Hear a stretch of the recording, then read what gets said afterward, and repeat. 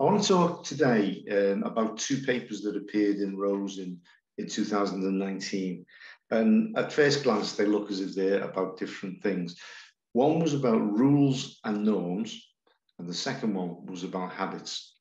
Now, by way of an introduction, when I talk about rules, I'm talking about rules, regulations, laws, legal restrictions, that kind of thing. When I talk about norms, I mean kind of norms that typically, in Britain, when you're out in the pub, you buy rounds of drinks. When I'm talking about habits, I'm not talking about individual, bad habits typically, but I'm talking about the kind of social habits. So, for example, it's highly likely that commuters habitually take the car to work, and some habitually take the bike to work. So it's those kind of social habits. Now, what I argued in both of the papers was that rules, regulations, if you like, but rules are structural stuff. When we talk about social structures, this is the kind of thing that we mean by social structures. They're structural stuff. However, norms, on the other hand, are not structural stuff.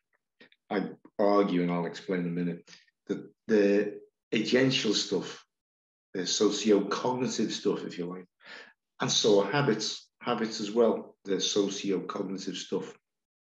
Now, why does this matter and why did I bother? Well, I happen to think that the agency and structure framework is one of the crucial frameworks that we have in social science and social theory. And the agency and structure approach or framework, was handed down to us from the 1960s and 70s, Berger and Luckman through Giddens in the 80s, and then on.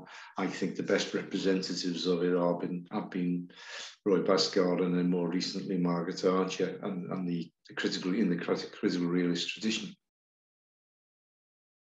Now, what's important, I think, is about rules, looking at things like rules and norms and habits, is they allow us to revisit the agency and structure framework and think about it in a little bit of a more sophisticated way.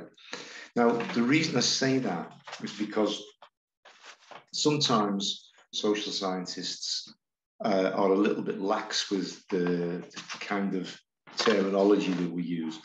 So as well as there being rules and regulations, as well as there being habits, we tend to come across words like, and there's a whole bunch of them that will be on the slide, conventions, cultures, customs, duties, habits, habitus, norms, obligations, practices, procedures, protocols, responsibilities, rights. The list is quite a big list. Okay, so in order to untangle this list of things, I asked a question of two different things. I asked a very simple ontological question: where are these things? Where are these things located? Where are rules located? Where are norms located? Where are habits located? It's a question that really gets asked. And my argument was that official rules are located in artifacts, if you like, to keep it as simple as possible. They're written down in books and texts. So the rules of the highway code are written down in texts. Now, it may be the case that we know them, so we don't have to look at them. We don't have to constantly consult the text. But the fact is, they are written down. If we ever forgot what they were, we could go and look them up again. That makes them bona fide structural stuff. It's independent of our identification by any individual agent. But norms and habits, on the other hand, they are located in our cognitive or socio-cognitive systems. I understand cognitive systems quite widely. I don't simply mean the kind of stuff that goes on in the north of the neck and in the brain. But nonetheless, they are agential stuff. So if you think about norms, they're in my cognitive system, and they're in your cognitive system, and they're in the cognitive systems of many other people that make up if you like, a norm community, and therefore we know what the norms are, and therefore we can carry on acting on the basis of those norms. So the lessons from this, and I think the lessons from the future, are that we've got to be far more careful differentiating between agential stuff like habits and norms and social structural stuff like rules and regulations. Okay, now I think there's a second problem with the agency structure approach. And that is that it's very, very common to find behavior or action, whichever you want to call it, misunderstood to be a pattern in the flux of actions. So a rule, for example, in many texts, you come across this very, very often. Rules, often in the guise of things like practices or routines. Rules are described as patterns of action. Well, there's a snag straight away. It mixes up cause and effect.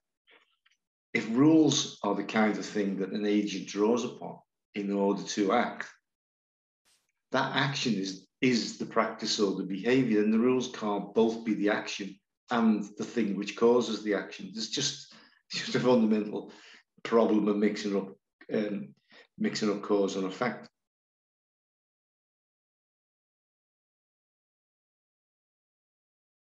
What this means, I think, is the lessons for us is we should really start to look at this long list of social phenomena that we put in the slide earlier, and we should start to ask ourselves more questions about this and say, well, which of the stuff do we mean by the causes of action, and which of the stuff do we mean by the action itself? And this is particularly prevalent, I think, for words and terms that often are used in the social structural sense, things like practices and procedures, for example.